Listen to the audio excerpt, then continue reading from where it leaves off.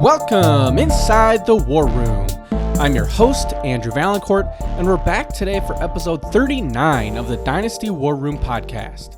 On today's show, we're going to do some trade review. So we're going to break down 15 different trades that have recently gone down across my numerous Dynasty leagues. And so we're just going to get a feel for what's out there, how people are thinking, how certain players might be perceived in trades at this time of year, and hopefully give you a spark to make some trades of your own in your Dynasty leagues. So before we get into that, though, as always, make sure that you are following the show on whatever platform you are currently listening to the show on. Go give us a follow on Twitter at Dynasty War Room. We actually posted polls for each of these trades for you to vote on to tell me what side you prefer. So if you enjoy that kind of thing, go give us a follow there. And we're on Facebook, we're on YouTube, same handle as Twitter at Dynasty War Room. So go subscribe, give us a follow on those platforms as well. And if you've missed any of our previous shows, you can find us on every platform out there that carries podcasts. So go back, see what's out there. We have a lot of different trade target shows in the past few weeks as we approach trade deadlines. So with all that being said, let's jump right on into this. And we got 15 trades, like I said. Most of these are not trades that I myself made. A couple of them are, and I'll note which ones those are as we get to them. But I have a variety, and I've kind of shaken up the order a bit, so we have some interesting ones both here at the beginning and at the end, so make sure you stay tuned. We have a pretty huge trade, actually, that we're going to talk about near the end of the show, so stay tuned for that. And let's kick things off with a trade that actually went down in the Dynasty War Room Listener League not too long ago. In fact, I think this happened just in the past week. All 15 of these trades, for reference, occurred in about the last 3 weeks, almost all of them in the last 2 weeks. So they are pretty recent. None of these are from, September, beginning of October, or anything like that. So just to give you some added perspective here. So the first trade, again, from the Listener League, a pretty big one. So we have a contending team that received Saquon Barkley and a 2025 fourth-round pick, and they gave away Brandon Ayuk, a 2026 first-round pick, and then a 25 second, which is projected to be late. This team is currently in second place in the league and on pace for a bye. So while the other team receiving Ayuk in the picks is looking to miss the playoffs and is probably headed for a small rebuild, nothing crazy, but they're, I think, expecting to bounce back next year. And in the poll on Twitter, 73% of you felt that the Brandon Ayuk side of the trade was getting the better end. Of course, you're getting not just Ayuk, the receiver, but you're getting a first-round pick, second-round pick. So it's a really interesting deal to me. And I actually really, really like this from a process standpoint because you have the team here that is acquiring Saquon Barkley, needed a running back, wanted an impact player, and essentially went, okay, I have this injured star receiver. I have picks. I'm willing to burn those picks to win now. Who is the most impactful player I can go out and get with these picks and get something done? And they identified Saquon Barkley, who's obviously having an incredible season, and they paid a lot. Look, if you're looking at this trade in a vacuum, it's an overpay. Paying, a top 24 wide receiver along with a first and a second for, a veteran running back is, I think, would be considered by everyone a general overpay in terms of if you're looking at this in a vacuum. But we're not just looking at this in a vacuum. Part of what I want to do here is give you some context to these trades. And again, we have a rebuilder and a contender, a contending team that has a very strong lineup who, their primary competition in the Listener League, the number one seed, also had just made a huge trade, which we're going to talk about next. And so this trade, helps them keep up, keeps them, as a championship contender in this league. And I really like what both sides did. I know that's kind of hedging for our first pick. If I had to make a choice, I really actually do prefer the Saquon Barkley side of the trade, even though 73% of people prefer the Ayuk side. So while I recognize that, the manager that acquired Saquon, gave up a lot. I think that this is an instance where it can be worth it because, Ayuk, he wasn't getting anything from Brandon Ayuk the rest of the season. He was struggling at the beginning of the year, and, it's a crowded offense in San Francisco. Obviously, you hate to lose the picks, but, we're talking, excuse me, we're talking about a 2026 first-round pick, so that's not something that, he's going to have to deal with right away. That's, deal with that in the future. And then a late second-round pick. So I think you're getting an impact player, a top 3, top 5 running back, certainly for the rest of the season, and I think for next year as well. So I like the move. I really do. I think it's a good move for both sides. I think rebuilding through wide receivers is better than rebuilding with running backs, and they were able to pick up a first and a second as well. So I appreciate what both managers did in this trade, and I'm just a big Saquon fan this year, and I do like that side of the trade. Now, another trade from that same league. In fact, we have we have a handful of listener league trades that we're going to talk about today. So it's a very active league, and this next one is involving the current number 1 seed in that league, and they received Christian McCaffrey, Jalen Waddle, and Joe Mixon for Jaden Reed, a first-round pick, second-round pick, third-round pick, and fourth-round pick. All of those picks in 2025, except for the second, which is in 26. So, this one has a lot of big names, right? We're talking, Christian McCaffrey, Joe Mixon, Jalen Waddle, Jaden Reed is certainly a big name as well.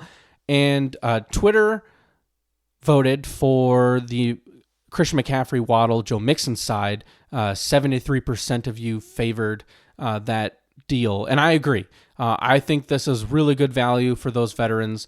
I think that, getting Christian McCaffrey, and this happened just before Joe Mixon's huge game last week.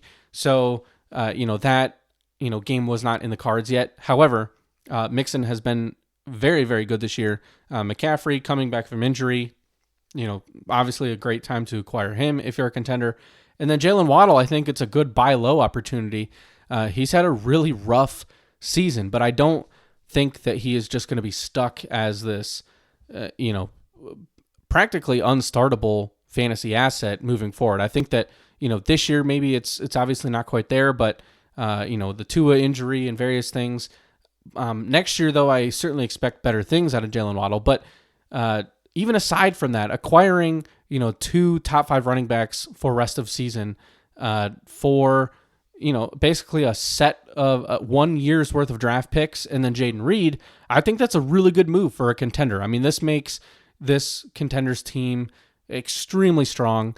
Obviously, when you add somebody like McCaffrey and Mixon, you're going to be a tough team to face.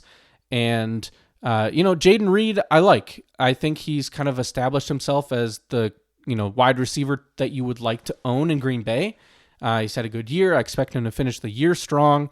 But still, it's one of those things where, even though this manager that received Jaden Reed is rebuilding, so I agree with the general premise of trading away McCaffrey and Mixon.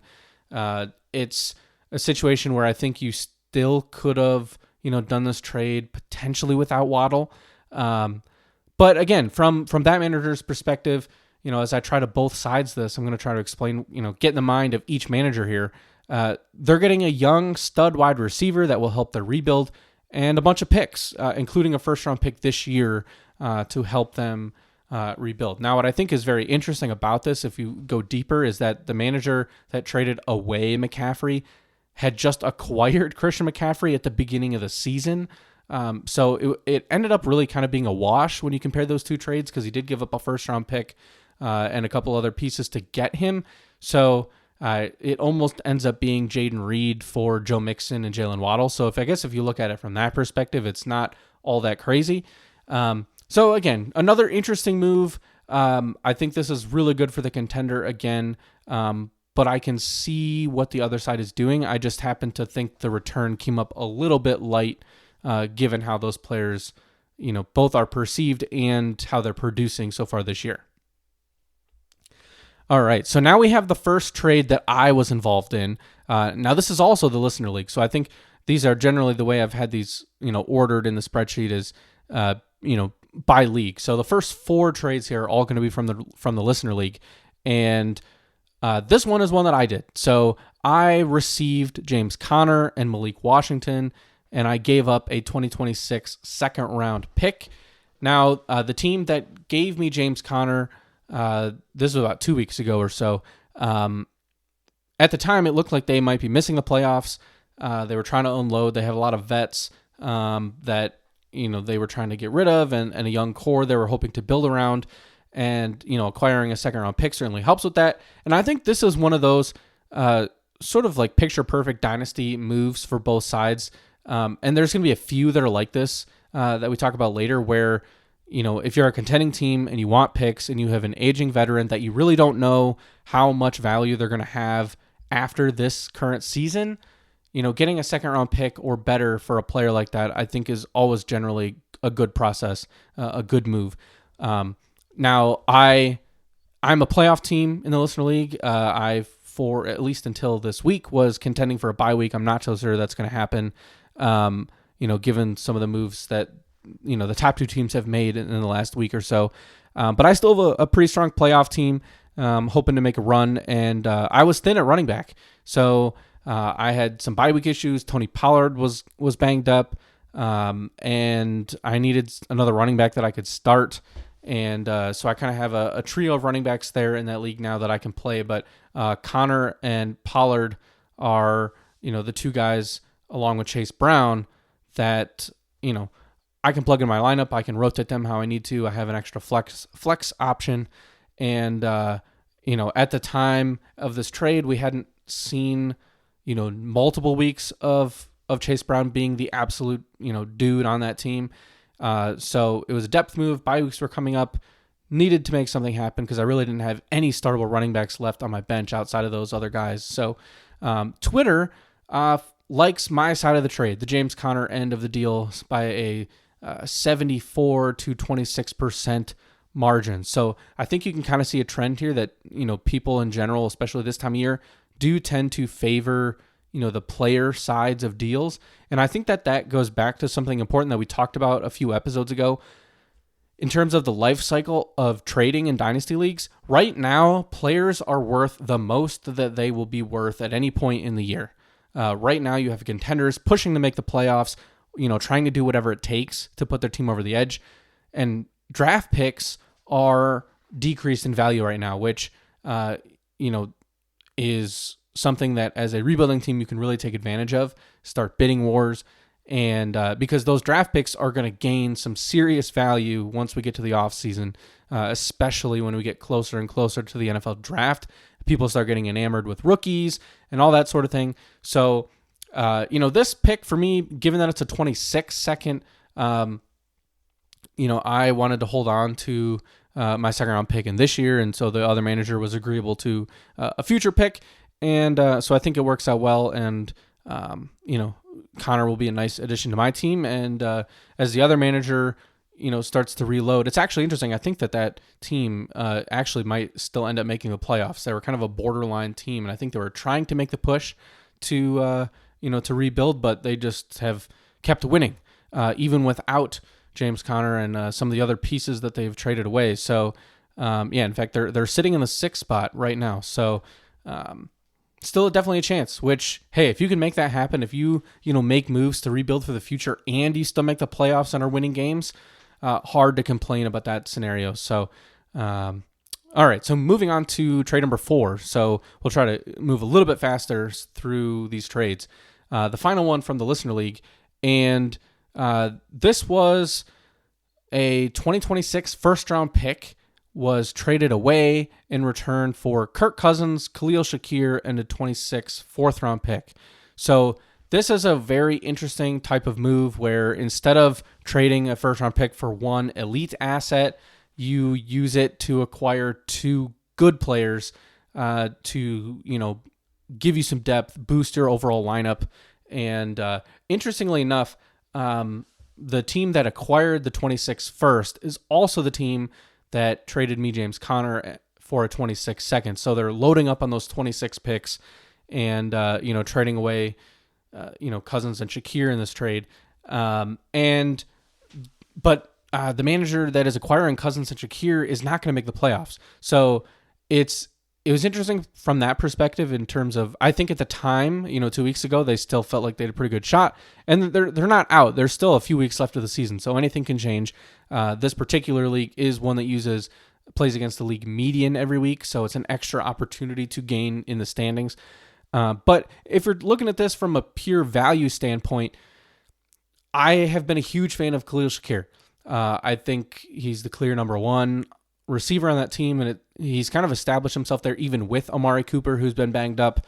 Keon Coleman has had some injury issues as well, but he's was coming along right before the injury. So I think there's still some value there. I think Shakir, even if he doesn't end up staying the number one next year, still will be involved, at a minimum a solid number two.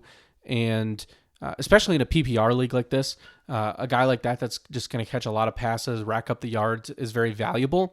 And then Kirk Cousins, look, you need a quarterback. This manager also has Michael Penix Jr., so it gives you that stack in Atlanta. And if you feel strongly that your team is going to be ready to compete in 26 and that Kirk Cousins remains the starter, I can certainly see that side of the trade. Twitter, 57.7 to 42.3% favored the first-round pick, which is also the side that I prefer. So while I do love Shakir, and I think that Kirk Cousins has a chance to finish strong against a good schedule the rest of the way, given the fact that this team was not going to make the playoffs, and it certainly didn't look like they were going to make the playoffs. They're fighting to push and make it in, which I can appreciate. But I think, just looking a little bit too far on the outside in, I'll take the first round pick. I prefer to trade first round picks for, more elite assets and try to build a package that includes a first rather than trade a first for, several players that are good, or to acquire depth and whatnot. So, but it's an interesting move. And, obviously, 58-42, I think a lot of people see that pretty close. So, I think that about sums up how I feel about that move as well. All right, now another trade that I think, looking through the percentages here, might have the closest, or at least, it looks like it's the closest margin between these two sides of the trade. And I think that's how I feel as well. So this was in my home Dynasty League, and this was between a contender and a rebuilder, although the interesting thing is that the team that acquired the veteran players in this trade is actually the rebuilding team. So just an interesting side note there. So side number one, the contender received Jordan Addison, Tyler Lockett, 3 25 fourth-round picks, and then a 26th fourth-round pick. So 4 fourth-round picks in addition to Lockett and Addison in exchange for Nick Chubb, Tony Pollard, Ray McLeod, and a 26th second-round pick. So, a pretty wild trade, right? And again, these are all in 12-team Dynasty, Superflex, tight end premium, PPR leagues. And here you have 2 veteran running backs, and kind of a flex receiver that has some temporary value, along with a second-round pick. So if you want to say the 4 fourth-round picks for versus the second, I'd rather have the second. Tony Pollard. I think the interesting thing here is that Jordan Addison is probably the best asset in this trade, and Tyler Lockett still, I think, has some value the rest of the year.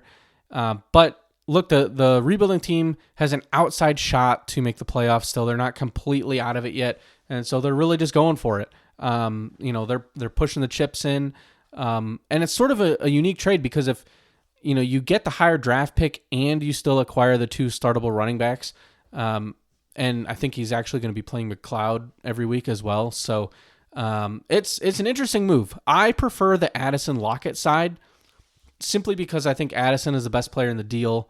But I do think this is extremely close. I think you could ask me in an hour and I might change my mind and say that I like the Pollard Chubb side better because it has the pick and the 2 startable players. So it's really quite close. And I might be talking myself into the other side now, but I think that gives you an example of why this trade is 51-49 on Twitter. 51% favor the Addison side. So I'll bet it was only 1 or 2 votes that swayed this poll. And I think this is a unique example of how you can get creative. So if you have veterans and you are willing to trade them for, a better, younger asset, in this case Jordan Addison, who's had, a bit of a up and down season, minor disappointment after his very strong rookie season. If you still believe that he can be an elite player, trading a couple of running backs that are starting to age out, and acquiring another veteran receiver that you can still play. I mean, this is, 4 different players in this deal that can just be slotted into starting lineups. Now the contending team will be able to bring Lockett off the bench, so that's a nice luxury. But it's a really interesting trade. I think I'm pretty 50-50 on this one. I think it's a unique move, and I don't know that it's one that I would have made if I were either team, simply because if I'm the contender, I would probably prefer to have the 2 startable running backs as opposed to the young receiver who you can still start, but maybe not as guaranteed in terms of points this year. Whereas if I'm the rebuilding team, I'd probably prefer to have the Addison side because he's the youngest asset in the deal. So again, interesting. And let's move on to the next trade. So this one looks, wow, almost 200 votes on Twitter. I think that was the most out of all these polls, and overwhelmingly 91% prefer the contending team that received Mike Evans, Isaiah Pacheco, and a 25 third-round pick in exchange for Romeo Doubs, Isaac Orendo, and a 25 first-round pick, which is expected to be late. So 91% like the Evans-Pacheco side. I do as well. I think that this is an instance where the manager that was selling Evans and Pacheco is clearly starting a rebuild. They wanted the younger players, trying to accumulate first-round picks. They've made a series of moves over the past week or two to add multiple first-round picks. And so while I don't know that I necessarily agree with, 91%, that type of a blowout trade, I think this is a little bit closer than that. I do still prefer the veteran side because Mike Evans coming back from injury should still be somebody that you can plug right into your lineup. Isaiah Pacheco, I'm probably giving a game to see how, he's reacclimated into the lineup before I start him, but certainly somebody that you could start down the stretch. And I think moving forward, both of those players should still give you pretty good value next season. But Romeo Doubs, I think, still has some flex appeal. Isaac Orendo has, it's a long shot, but there is some possible upside there should, McCaffrey get hurt again, and Jordan Mason's a free agent. So, and then first round picks, obviously good to acquire. I don't think that Evans or Pacheco right now are worth a first round pick on their own. I think they're probably both worth, a second plus, in Pacheco's case. So, I think being able to get the first round pick is a good move there. And, so again, while I do agree that the contending side with the Evans Pacheco is the better end of the deal, I don't know that it's quite as lopsided as Twitter would have you believe. All right, so another trade where an injured player is getting moved. So this one is Stephon Diggs being traded for Jameis Winston, a 25 second and a 26 third. Now, to me, this was a really wild move because the team acquiring Stephon Diggs is currently in first place in this league. They're, definitely the championship favorite. And they're trading away a startable quarterback in Superflex and then 2 picks. So if you've listened to the show for long enough, you probably already know that I'm going to take the side that does not have Stephon Diggs, despite his very strong season. He is a free agent. He is injured. If I'm a contending team, I would not be trading for Stephon Diggs right now. So especially with Jameis Winston, he's had, some pretty solid weeks here, just throwing the ball all over the yard. So 69% of Twitter agrees with me that the Jameis Winston side of the deal is better. Again, I think when you can get a starting quarterback rest of year, plus a second round pick and a third round pick for an aging receiver that's in his 30s, you don't know where he's going to play next year, coming off a major injury. If this were something where Stephon Diggs had stayed healthy and was still playing and producing like a wide receiver 1, then that's a totally different story. And I think that you would, most people would take the Diggs side, but that's not the case. he is injured. He's not helping your team right now. And, Winston and these picks, I think probably, they're helping that team more now. And then being able to get a second-round pick. The value for Stephon Diggs, I don't know that you'd be getting a first-round pick right now in a trade. So the fact that you're getting a second and a third, I think that's about right. And, pretty fair trade. I got no complaints about this one. I think it's a very fair deal. I just prefer the Winston side. All right, so moving on down the list, we have the second trade that I was involved in. And this was a league where I, really needed a receiver, really needed a flex option, and, bye weeks were killing me. I'm competing for a bye, and I went out and this was prior to last week's games. I acquired Calvin Ridley and a 26 fourth-round pick in return for a 26 second-round pick. So second trade that I've made in the past couple weeks where I've given up a future second-round pick to get a starting player for my lineup. And I just really liked the Calvin Ridley schedule the rest of the season. He'd finally come on. He'd had some big weeks. We talked a lot last week about playoff schedules and whatnot, and I liked Tennessee's playoff schedule. And Twitter liked my side of the deal as well. 63.4% prefer the Calvin Ridley side of the deal. 36.6% will take the second-round pick. And again, I think this is another example, just like the Connor trade, where it simply is a good deal for both sides. I needed a starter, particularly at receiver that was past his bye, and the opposing manager is in the tank trying to get those picks. And I think this is a win-win for both, especially given Ridley's age. This wasn't something that I loved having to do. I don't typically enjoy trading for 29-year-old receivers. However, he did just get the contract. He's been playing much better as of late. And I think he's going to help me win come playoff time. So that was the explanation there.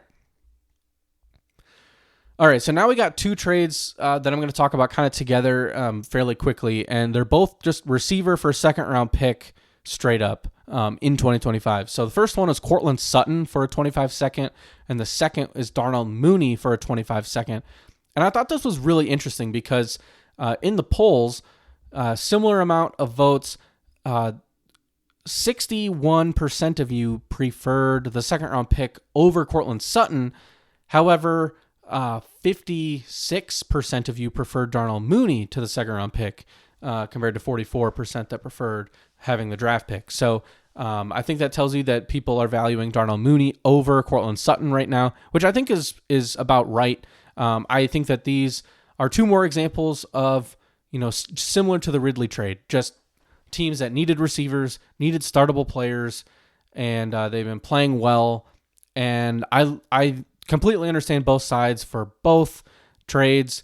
The rebuilders getting the picks, the contenders getting the players. I think that's just a really good move for all four teams involved. And if I had to pick, I actually think that I agree with the Twitter poll. I think that I would take the second over Sutton, but I would take Mooney over the second. I think that, Mooney being a little bit younger, he's on, a little bit more of a high-powered offense, although Bo Nix and company have come on strong as of late. Bo Nix has definitely been improving. So, again, no major complaints with either side. I do prefer Mooney to Sutton. But, again, you got to go make moves for the players that are available in your league. And so I think that these are perfectly fair trades. Now, I would say, so we have a few trades left, and this one is the one that I think I just simply don't understand kind of where the market is on this player, and that's Cedric Tillman. So this trade was, a contending team receiving Cedric Tillman in return for Rico Dowdle and a 26 second-round pick. Now, Twitter, by a 75.8% to 24.2% margin, said that the Tillman side was the better end of the deal. And I think this is the only one, that very first trade that we talked about with Saquon, where I preferred that side, there was, a bit lopsided and a similar, percentage-wise in the polls.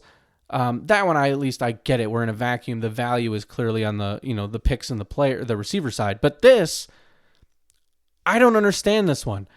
People are way higher on Cedric Tillman than I am, apparently. I am highly doubtful that he remains relevant past this season. He's had a very nice stretch. I'm not convinced that he's the best receiver on this team. I am not convinced that they're, going to shy away from receiver in the draft. And we don't know that Jameis Winston will even start at quarterback for this team next year. It could go back to Watson. It could be a rookie. It could be a free agent. We really don't know. And so while we love for fantasy football that Jameis Winston is throwing that ball around, I think giving up a starting running back rest of season and a second-round pick for a player that up until a few weeks ago was dead in the water and was a free agent in most leagues, having been dropped after multiple years of zero production and not being able to get on the field. So I don't really know about this one. I think I'm on the opposite side. I absolutely prefer the Dowdle and the pick side. For some of these reasons here that I've mentioned.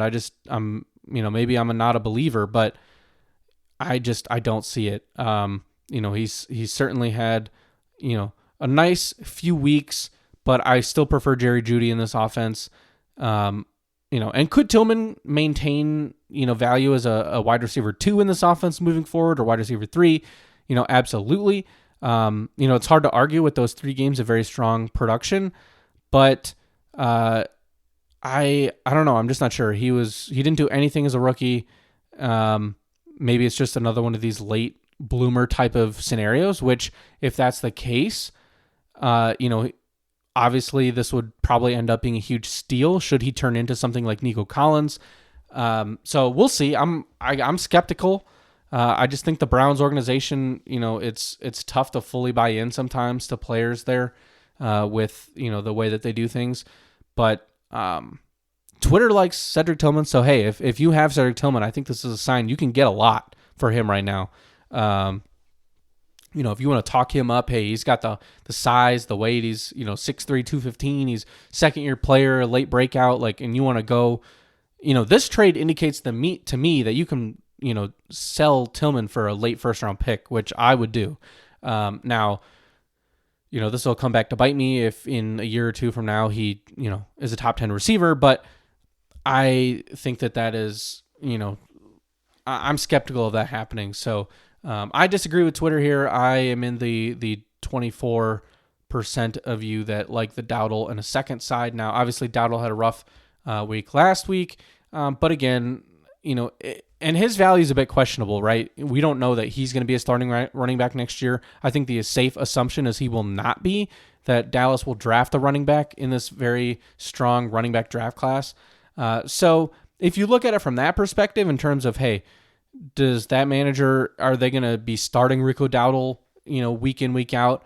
And if not, and you think that at best he's just stuck in, as the number 2 in a committee, and you like Tillman over a second, then hey, I think that's where this trade makes sense if that's the thought process there. So I do see that perspective. Cedric Tillman's not somebody that I'm going out and trying to, trade first or second round picks for right at this point. Now a trade, we got 2 huge ones. So these are we only got, 4 trades left, and these next 2 are 2 big ones. I mentioned, teased some huge trades at the beginning of the show, and this is one of those. We still got another one coming up, but Puka Nacua was traded for Rashee Rice and a 25 first-round pick that is projected to be late. So this was a move where a contending team needed a starting wide receiver, an elite receiver, and they had Rashee Rice sitting on their IR, and they went out and made a move. So Puka Nacua going to go right into that starting lineup.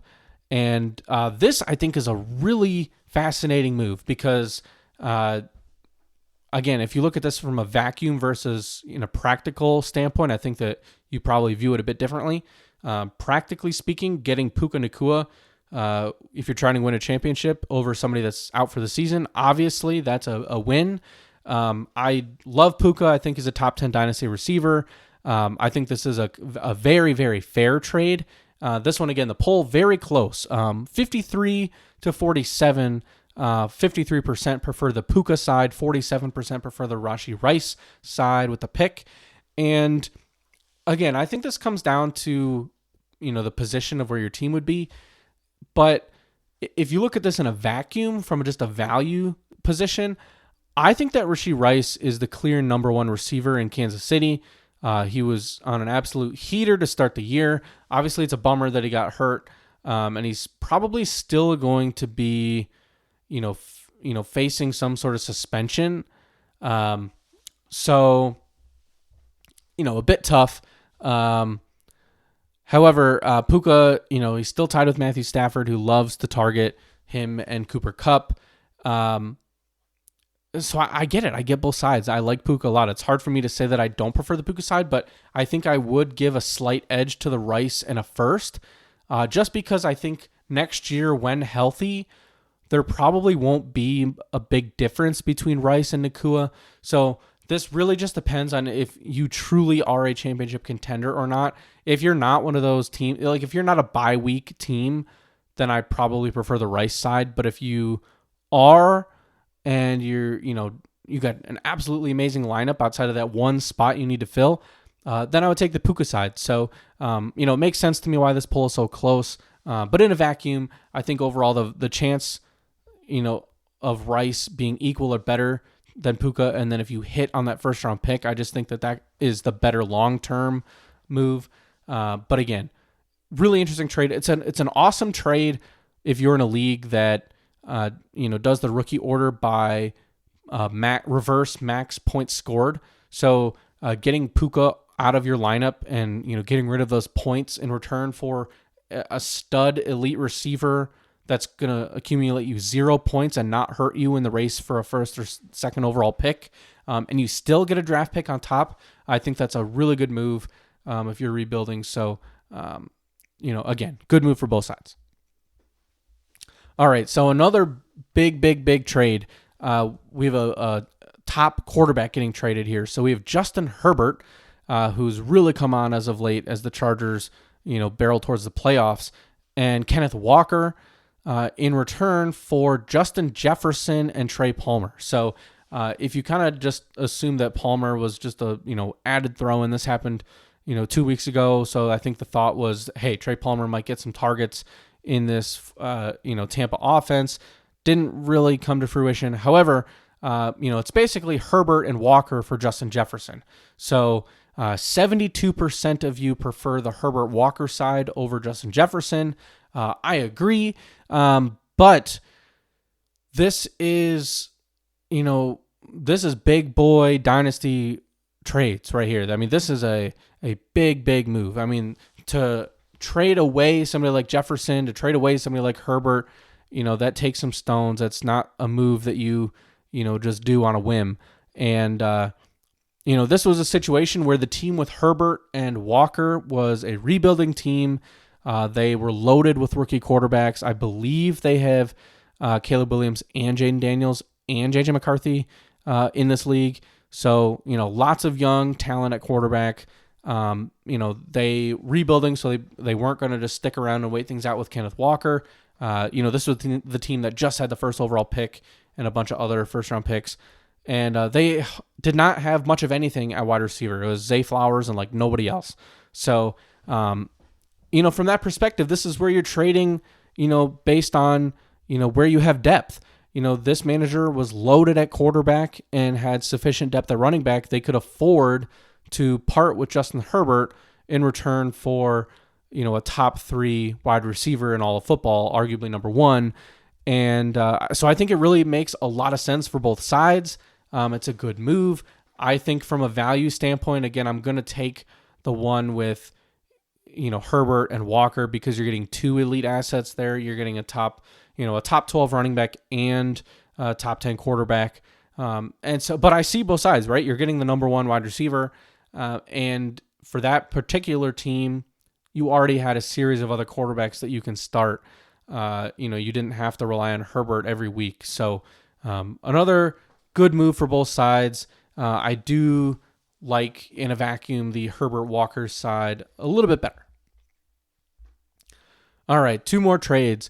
This one is just a straight up 1-for-1. So we have Khalil Shakir for DeAndre Swift. And this is a playoff team that needed a receiver that received Khalil Shakir, and then a rebuilding team that needed running backs that received DeAndre Swift. So again, I talk about this a lot. I don't like trying to build around running backs. So in this trade, I absolutely prefer the Khalil Shakir side, both because I think that Shakir is going to help better down the stretch. I think DeAndre Swift has an extremely difficult playoff schedule. I think their next few weeks, like the Bears have Minnesota, Detroit, San Francisco, Minnesota, Detroit. Like the end of the season for them is a really difficult schedule, particularly for running backs. So I think it's a good move trading away DeAndre Swift. I actually thought that this manager would be able to get a little bit more for Swift because I think just from a perceived value standpoint that people might lean towards Swift, but apparently that's not the case because Twitter agrees with me 66.7 to 33.3% that Shakir is the better end of the trade. So I think that maybe people are recognizing that Shakir is still a young receiver that is, solidifying himself as a critical part of that Bills offense. Whereas, DeAndre Swift, while he's overcome his very slow start, could have some tough sledding here the rest of the way.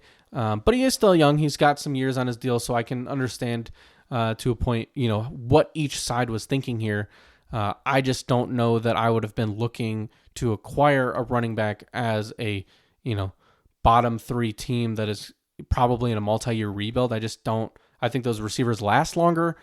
So from that perspective, I prefer the Shakir side. And last but not least, we're going to finish this one off with one more trade that I made. And this one was one that I felt I got a very good deal on. Twitter agreed. I received Russell Wilson.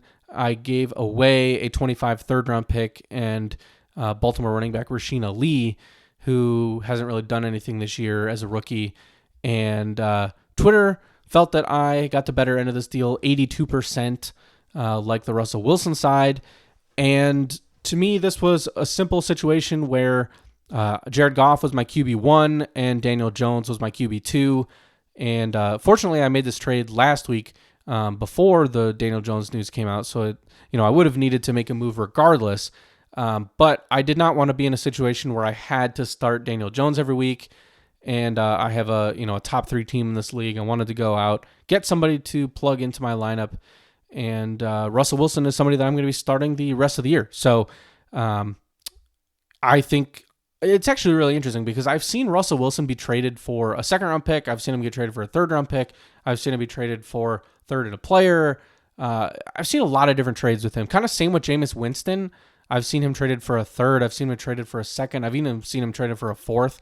So it's really wild kind of to see how different leagues value quarterbacks depending on how the market is in those leagues. So, something to keep in mind that, hey, there are some cheaper quarterback options out there. You might not be able to get him just for a third, but it's worth a shot. If you need somebody to start, he's played well. Pittsburgh is really playing well, with Russell Wilson leading the way. So definitely a good option there. And they play tonight. We're recording this here on Thursday night. So we might actually push this episode out tonight rather than wait till the morning. We'll see. Haven't decided. You will find out when it hits your, hits your inbox, so to speak. But that's it for today's show. That's 15 different Dynasty trades that have all gone down in my across my different leagues. And there you have it. So hopefully you learned something interesting, kind of got a feel for, what types of moves are being made out there, what you might be able to get done yourself, and, get in the mood for another big NFL weekend here as we get closer and closer to the fantasy football playoffs. So good luck to you in those needing wins here to make the playoffs. And we'll talk to you again next week with another episode. So thank you so much for listening. Again, this is the Dynasty War Room podcast. My name is Andrew Valancourt, and we will talk to you all next week.